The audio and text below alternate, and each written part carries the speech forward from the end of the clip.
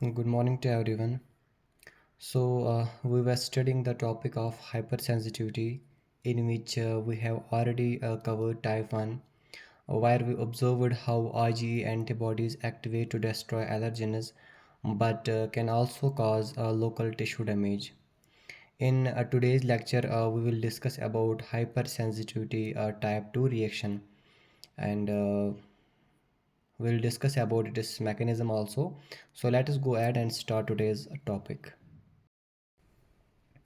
Hyper sensitivity type 2 जिसका दूसरा भी नाम है साइटोटॉक्सिक रिएक्शन या इसका और एक नाम है which is antibody mediated cytotoxic hyper sensitivity. तो चूंकि यहाँ पे साइटोटॉक्सिक रिएक्शन इसलिए बोला जाता है, यहाँ पे हम देखते हैं कि साइटोटॉक्सिक सेल्स यहाँ पे एक्टिवेट हो जाते हैं। इसके अलावा ये एंटीबॉडी मीडिएटेड है, चूंकि यहाँ पे कुछ एंटीबॉडी जो है उनका काफ़ी इम्पोर्टेंट रोल इसके अंदर आ जाता है। अब हाइपर सेंसिटिव रिएक्शन के अंदर हम देखते हैं कि दो तरह के एंटीबॉडीज़ का यहाँ पे यूज़ हो रहा है, which is IgG antibody and second one is the IgM antibody. इसके अलावा समटाइम्स आईजीए एंटीबॉडीज़ का भी यूज़ होता है। अब यही जो दो एंटीबॉडीज़ है, इन्हीं का काम होता है, ये किसी भी माइक्रो ऑर्गेनिज्म को, किसी भी एंटीजन को क्या करते हैं, टैग कर लेते हैं। टैग करने के बाद क्या होता है, हमारा जो इम्यून सिस्टम है वो कुछ सिस्टम उसको एक्टिवेट करता है, जिसकी वजह से उस पर्टिकुलर एंटीजन या उस पर्टिकुलर सेल को हम क्या करते हैं, डिस्ट्रॉय कर लेते हैं।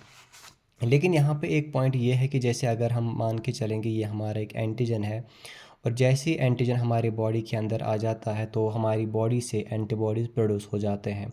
जैसे अगर हम टाइप 2 के पढ़ेंगे तो ये जो एंटीबॉडी या आईजीजी एंटीबॉडी होगा या आईजीएम एंटीबॉडी होगा। तो जैसे ही बॉडी ने इन एंटीबॉडीज़ को रिलीज़ किया, ये एंटीबॉडी आके इस एंटीजन के ऊपर बाइंड कर देते हैं। अब इसके ऊपर बाइंड करेंगे और फिर जो है ये इस सेल को डैमेज करेंगे। देखिए, अगर हम नॉर्मली देखेंगे, अगर ये एंटीजन बाहर का कोई एंटीजन होगा, बाहर से कोई एंटीजन आया है, कोई माइक्रोब है, कोई पैथोजन है, तो उस कंडीशन में अगर हमारा इम्यून सिस्टम एंटीबॉडी को एक्टिवेट करता है, ये इसको डिस्ट्रॉय करेगा, तो ये हमारे लिए बेनिफिशियल साबित हो सकता है। ठीक है, जो कि नॉर्मली हो भी जाता है बॉडी के अंदर। लेकिन कभी कभार क्या होता है, ये जो हमारा इम्यून सिस्टम है, कभी कभार क्या होता है, जैसे कि ये हमारी एक नॉर्मल सेल है, ये कोई पैथोजन नहीं है बाहर का, एक नॉर्मल सेल है, जैसे कि ये हमारी आरबीसी सेल है। तो ये जो हमारी आरबीसी सेल है, तो कभी कभार क्या होता है, इम्यून सिस्टम मिस्टेकनली इसको अटैक कर लेता है और इम्यून सिस्टम को लगता है कि ये जो यहाँ पे एक सेल है ये फॉरेन सेल है। हमारा इम्यून सिस्टम इसके अगेंस्ट एंटीबॉडीज़ को भेजता है, और ये एंटीबॉडीज़ का काम ही क्या होता है, टैग करना, फिर कोई सिस्टम को एक्टिवेट करके इसको डिस्ट्रॉय कर लेना।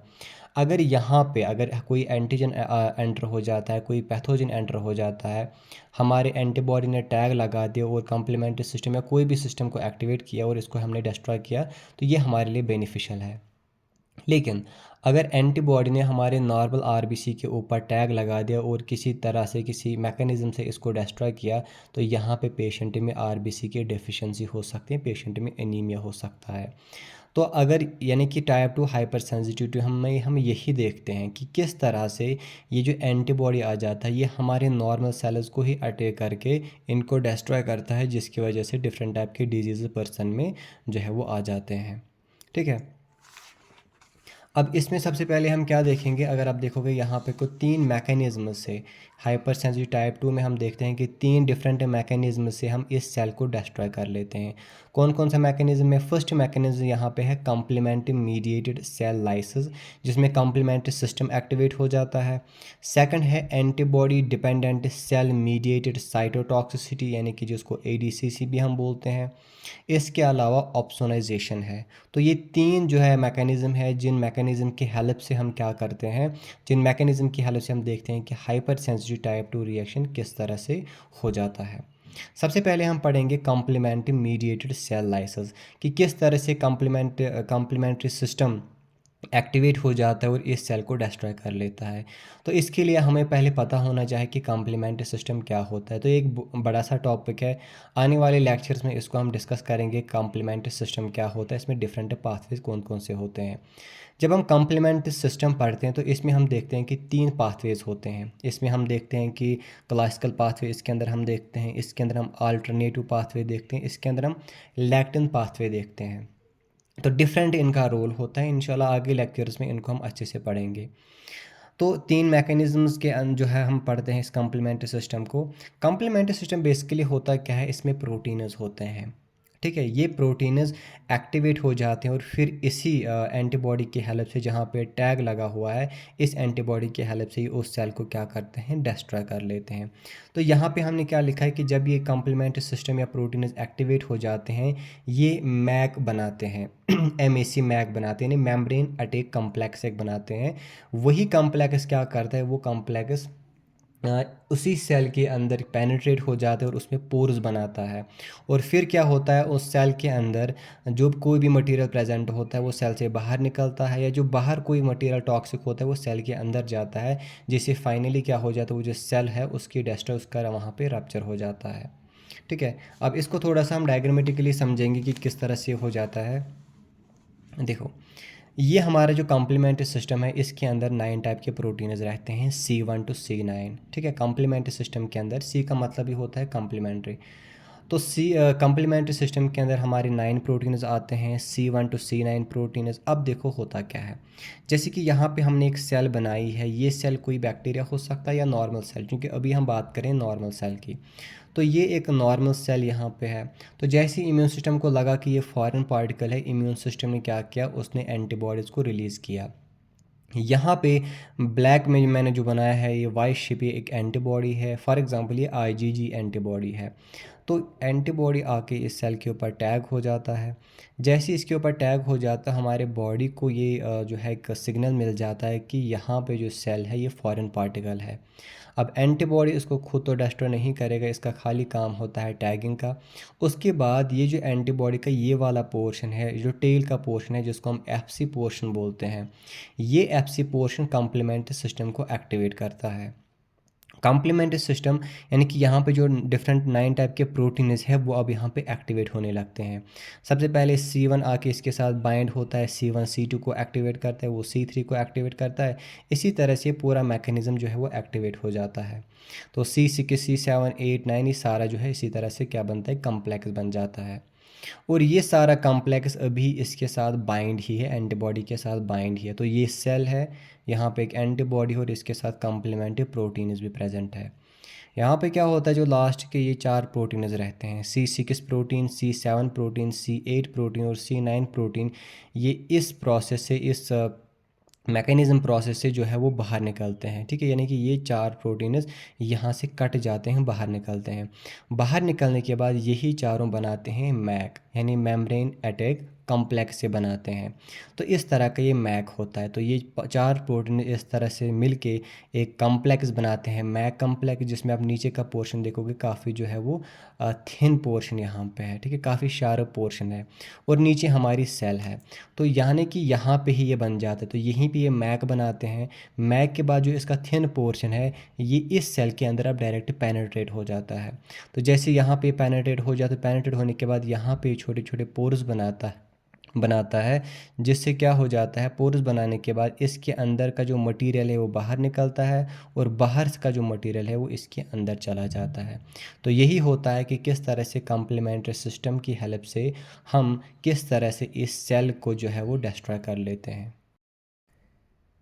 अब हम देखते हैं कि टाइप 2 मैकेनिज़्म, यानी कि antibody dependent cell mediated cytotoxicity या एडीसीसी जो है किस तरह से एक्टिवेट हो जाता है, जिसमें हम देखेंगे कि किस तरह से एक antibody, particularly IgG antibody activate हो जाती है और किस तरह से वो साइटोटॉक्सिक सेल्स की हेल्प से जो हमारे नॉर्मल सेल्स हैं उनको वो डिस्ट्रॉय कर लेती है। अब यहाँ पे जो भी मैंने लिखा है इसको हम डायग्राम की हेल्प से समझेंगे। तो यहाँ पे मैंने जो है एडीसीसी या antibody dependent cell mediated cytotoxic का मैकेनिज्म मैंने लिखा है। अब इसमें क्या होता है नॉर्मली, इसमें सिंपली क्या होता है, जैसे कि ये हमारी एक सेल है, जो कि हमारी साइटोटॉक्सिक सेल है। ठीक है, ये हमारी साइटोटॉक्सिक सेल है। जैसे कि हमारे पास एन के सेल है, यानी कि नेचुरल किलर सेल हमारे पास प्रेजेंट है, या समटाइम्स मोनोसाइट मैक्रोफाजेस भी होते हैं। तो ये हमारे पास एक सेल है, साइटोटॉक्सिक सेल है। इसको साइटोटॉक्सिक इसलिए बोला जाता है क्योंकि इसके अंदर कुछ एंजाइम्स होते हैं, डाइजेस्टिव एंजाइम्स होते हैं, जिनकी हेल्प से एक माइक्रोब को, एक पैथोजन को हम मार सकते हैं।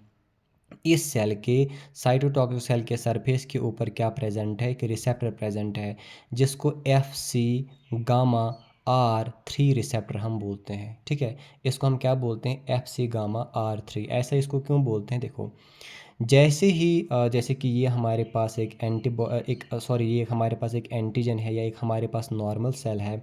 तो जैसे ही हमारी बॉडी से एंटीबॉडी रिलीज़ हो जाता है, वो एंटीबॉडी इसके साथ बाइंड हो जाता है।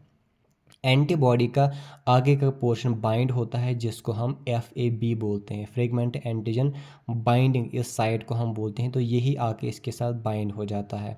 इसका जो ये वाला पोर्शन है जिसको हम FC पोर्शन बोलते हैं, फ्रेगमेंट क्रिस्टलाइजेशन पोर्शन बोलते हैं, ये नीचे की तरफ जो रहता है और ओपन में रहता है। अब उसके बाद क्या होता है, जैसे ही इसके साथ बाइंड होते हैं, हमें पता है एंटीबॉडी इसको डिस्ट्रॉय नहीं करेगा, इसको किसी और चीज़ की ज़रूरत है। इससे पहले हमने पढ़ा था कि कॉम्प्लीमेंट्री सिस्टम एक्टिवेट होता है, लेकिन सम टाइम्स क्या होता है, जो साइटोटॉक्सिक सेल है वो एक्टिवेट हो जाती है। तो यहाँ पे जैसे कि साइटोटॉक्सिक सेल है, जैसे नेचुरल किलर सेल यहाँ पे प्रेजेंट है। अब इस नेचुरल किलर के पास जो है एक अपना रिसेप्टर है जिसको हमने बोला FC गामा R3 रिसेप्टर है।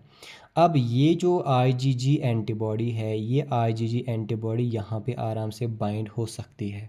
क्यों होगी बाइंड, क्योंकि इस यानी कि ये जो रिसेप्टर है इसमें हमने लिखा है, इसका नाम है FC का मतलब होता है फ्रेगमेंट क्रिस्टलाइजेशन, यानी एंटीबॉडी का जो FC पोर्शन है खाली वो यहाँ पे बाइंड हो सकता है। तो इसका ये एरिया तो ओपन है, तो इसका मतलब ये आराम से यहाँ बाइंड हो सकता है। सेकंड, यहाँ पे हमने गामा लिखा है। अगर आपको पता होगा, एंटीबॉडीज़ आपने पढ़े होंगे, तो IgG जो है ना, इसके अंदर जो हेवी चेन है वो गामा हेवी चेन रहती है। जी का मतलब ही होता है गामा। तो इसीलिए यहाँ पे खाली यही IgG आके बाइंड कर सकता है, कोई और एंटीबॉडी बाइंड नहीं कर सकता है। अगर हम IgA की बात करें उसमें अल्फ़ा है, IgM की बात करेंगे उसमें म्यू है, तो लेकिन IgE की बात करेंगे वहाँ पे एप्सिलॉन है। लेकिन IgG के जो गामा है उसमें गामा हेवी चेन प्रेजेंट रहता है, इसीलिए ये आके यहाँ पे बाइंड कर सकता है, इसीलिए इसको FC गामा 3 बोला जाता है। तो जैसे ही ये अब आगे बढ़ के इसके साथ बाइंड करेगा, तो ये साइटोटॉक्सिक सेल जो है वो क्या होगी, वो एक्टिवेट हो जाएगी। एक्टिवेट होने के बाद इसके अंदर जो डाइजेस्टिव एंजाइम्स है, ये उन एंजाइम्स को रिलीज़ करेगी, इस तरह से उन एंजाइम्स को रिलीज़ करेगी। वही एंजाइम्स आके अब इस एंटीजन के ऊपर पढ़ेंगे और उस एंटीजन को वो क्या करेंगे, डिस्ट्रॉय करेंगे। लेकिन चूंकि कल भी जैसे हमने पढ़ा था, ये तो डिस्ट्रॉय हो जाएगा, लेकिन इसके पास में जो लोकल टिश्यूज़ प्रेजेंट है वो भी इससे डैमेज हो सकते हैं, जिसको हम हाइपर सेंसिटिविटी रिएक्शन बोल सकते हैं। तो यही था हमारा antibody dependent cell mediated cytotoxicity, जिसमें हमने देखा कि किस तरह से एक साइटोटॉक्सिक सेल की हेल्प से हमारा जो IgG एंटीबॉडी है वो किस तरह से एक नॉर्मल सेल को अटैक करता है और इसको लाइसिस कर लेता है, उसको टारगेट सेल को वो डैमेज कर लेता है। लास्ट वन थर्ड इसका मैकेनिज्म जो है वो है ऑप्सोनाइजेशन। ऑप्सोनाइजेशन का मतलब क्या होता है, हम बोलेंगे एनगल्फ कर लेना, फैगोसाइट करना, फैगोसाइटोसिस कर लेना। ठीक है, तो यहाँ पे फर्स्ट पॉइंट में हमने क्या लिखा है, when antigen enter into our body antibodies are producer. तो जब भी बॉडी के अंदर एंटीजन एंटर होता है तो बॉडी से एंटीबॉडीज़ प्रोड्यूस हो जाते हैं। Antibodies binds to antigen through FAB region. हमें पता है एंटीजन, अगर एंटीबॉडी यहाँ से निकल आता है वो एंटीजन को कैप्चर करेगा, वो इसको FAB रीजन से अटैक करेगा, यानी कि फ्रेगमेंट एंटीजन बाइंड से करेगा। तो जैसे कि ये हमारा एंटीजन है तो ये एंटीबॉडी है, तो जब एंटीबॉडी इसके साथ बाइंड करेगा तो ये पोर्शन बाइंड करेगा जिसको हम फ्रेगमेंट एंटीजन बाइंडिंग पोर्शन बोलते हैं, तो यही इसके साथ बाइंड करेगा। उसके बाद जो फैगोसिटिक सेल्स होते हैं, जैसे न्यूट्रोफिल है, मैक्रोफाज सेल्स, मोनोसाइट सेल्स होते हैं, इनके पास एक रिसेप्टर होता है जिसको हम जो रिसेप्टर जिसको बोला जाता है FCR रिसेप्टर, वो FC के साथ बाइंड हो सकता है और इस तरह से वो क्या करेगा, इन सेल्स को एक्टिवेट करेगा, जिसकी वजह से ये सेल्स इसको क्या करते हैं, एनगल्फ करेंगे। देखो इसका मतलब क्या है, ये हमारे पास नॉर्मल एंटीजन है या नॉर्मल सेल यहाँ प्रेजेंट है, तो बॉडी से जो है ये एंटीबॉडी रिलीज़ हुआ। ये एंटीबॉडी IgM IgG हो सकता है। ये एंटीबॉडी जब रिलीज़ हुआ तो ये इस एंटीजन के ऊपर आके बाइंड हो जाता है। ठीक है, इसका ये वाला पोर्शन फैब रीजन इसके साथ बाइंड हो जाता है, ये FC रीजन जो है ओपन में रह जाता है। उसके बाद इसका ये जो FC रीजन है ये एक्टिवेट करता है फैगोसिटिक सेल्स को, जैसे मैक्रोफाज सेल्स यहाँ पे है। ठीक है। मैक्रोफेज सेल जो है फैगोसिटिक सेल है, ये न्यूट्रोफिल सेल हो सकता है। अब इसके पास एक रिसेप्टर है जिसको FCR बोलते हैं, फ्रेगमेंटेड क्रिस्टलाइजेशन रिसेप्टर। इस पोर्शन को तो हम FC बोलते हैं, एंटीबॉडी के इस पोर्शन को हम FC बोलते हैं। तो यानी कि यही FC जो है इसके साथ बाइंड हो सकता है, FA भी यहाँ बाइंड नहीं हो सकता है। अब जैसे ही यहाँ पे बाइंड हो जाता है, फैगोसिटिक सेल जो है ये एक्टिवेट हो जाती है। ऊपर हमने देखा कि जब ये सेल साइटोटॉक्सिक सेल एक्टिवेट हुआ था तो इसने एंजाइम्स को रिलीज़ किया था जिसकी वजह से डिस्ट्रॉय हुआ था। लेकिन यहाँ पे एंजाइम्स, चूँकि इसके अंदर भी ग्रैन्युल्स प्रेजेंट रहते हैं लेकिन ये उनको रिलीज़ नहीं कर लेता है, तो फिर यहाँ पे क्या हो जाता है, यहाँ पे हो जाता है फैगोसाइटोसिस। इसका मतलब क्या है, इसका मतलब ये जो हमारी फैगोसाइटिक सेल है ये इस एंटीजन को इस तरह से एक यहाँ पे एक स्ट्रक्चर बनता है एंडोसाइटोसिस, इसकी हेल्प से ये जो सेल है ये अब इसके अंदर चली जाएगी, इस फैगोसाइटिक सेल के अंदर चली जाएगी। यहाँ पे हमने देखा कि ये हमारी जो ब्लैक में मैंने यहाँ बनाया एक फैगोसिटिक हमारी सेल है, इसके अंदर ये वाला एंटीजन आ गया है। ठीक है। अब चूंकि इसके अंदर डिफरेंट एंजाइम्स प्रेजेंट रहते हैं सेल के अंदर, वो एंजाइम्स इसके ऊपर अटैक करते हैं और उसके छोटे छोटे पार्ट्स में ब्रेक डाउन करेंगे। उसके बाद इस सेल से ये जो डेब्रिस है या जो वेस्ट प्रोडक्ट है वो यहाँ से बाहर निकलता है और फिर ये वेस्ट प्रोडक्ट हमारे बॉडी से जो हमारा जो लिम्फेटिक सिस्टम होता है या हमारा जो एक्सक्रीटरी सिस्टम होता है वो इस डेब्रिस को बॉडी से फिर बाहर निकालता है। इस तरह से हम देखते हैं कि ऑप्सोनाइजेशन में किस तरह से एक एंटीबॉडी जो है एक फैगोसिटिक सेल की हेल्प से चीज़ों को या एंटीजन्स को एनगल्फ कर लेता है। तो टाइप 2 हाइपर सेंसिटिव रिएक्शन में अगर हम एग्जांपल देखेंगे तो सबसे पहला इसका एग्जांपल है ट्रांसफ्यूजन रिएक्शन। अगर हमने ब्लड किसी को चढ़ा दिया और ब्लड जो है जैसे कि किसी पर्सन का जो है ब्लड ग्रुप ए है और हमने उसको बी ब्लड ग्रुप चढ़ा दिया, तो जैसे इसको हम ब्लड चढ़ाते हैं तो इसमें जो है काफ़ी जल्दी रिएक्शन होने लगती है, यानी कि ब्लड में एंटीजन्स डिफरेंट होते हैं। इसी तरह से एर्थ्रोब्लास्टोसिस फर्टाइलिस हम इसमें एग्जाम्पल लिख सकते हैं, जिसमें हमने देखा कि जो फर्स्ट अगर हम एक मदर है, इस मदर का जो ब्लड ग्रुप है वो ए नेगेटिव है या कोई भी नेगेटिव ब्लड ग्रुप लेंगे, ए नेगेटिव है और इसका जो बेबी है इसका ब्लड ग्रुप पॉजिटिव है, तो फर्स्ट डिलीवरी में कोई प्रॉब्लम नहीं होती है। लेकिन जब फर्स्ट डिलीवरी हो जाती है उस टाइम पे बच्चे के बॉडी में थोड़ा सा ब्लड इसके बॉडी के अंदर रह जाता है, जिससे क्या होता है मदर का जो इम्यून सिस्टम है वो इस इन पॉजिटिव के अगेंस्ट क्या बनाता है, एंटीबॉडीज़ बनाता है। जब सेकंड प्रेगनेंसी हो जाती है अगर उस टाइम पे सेम बेबी का पॉजिटिव ब्लड ग्रुप आता है तो वो एंटीबॉडीज़ फिर डायरेक्टली बेबी को अटैक करते हैं जिसकी वजह से मिसकैरेज हो सकता है। इसी तरह से ड्रग इंड्यूस्ड हीमोलिटिक एनीमिया हो सकता है। सम टाइम में जैसे कोई मेडिसिन है, जैसे हम पेनिसिलिन खाते हैं तो पेनिसिलिन खाने के बाद क्या होता है कि हमारे बॉडी से क्या हो जाता है, एंटीबॉडीज़ निकलते हैं। क्योंकि ये जो पेनिसिलिन है ये कहीं पे रह जाता है, जैसे आरबीसीज़ के सरफेस पे रह जाता है, तो जैसे ही हमारी बॉडी से एंटीबॉडीज़ निकलते हैं वो डायरेक्टली उस पेनिसिलिन को अटैक करते हैं जिसकी वजह से हमारी नॉर्मल सेल भी डैमेज हो जाती है, जिससे पेशेंट को एनीमिया हो जाता है क्योंकि यहाँ पे फिर सेल्स डैमेज डिस्ट्रॉय हो जाते हैं। इसी तरह से ग्रेव्स डिजीज़ है जिसमें हम देखते हैं कि एक ऑटोइम्यून डिसऑर्डर है जिसमें हम देखते हैं कि बॉडी जो है वो एंटीबॉडीज़ को प्रोड्यूस कर लेती है, जो एंटीबॉडीज़ थायराइड ग्लैंड को अटैक कर लेते हैं, और अगर थायराइड ग्लैंड को अटैक हुआ तो वो ओवर एक्टिव हो जाते हैं, यानी कि काफ़ी ज़्यादा हाइपर थायराइडिज्म वहाँ पे बढ़ने लगता है। तो ये थे इसके 4 एग्जाम्पल्स।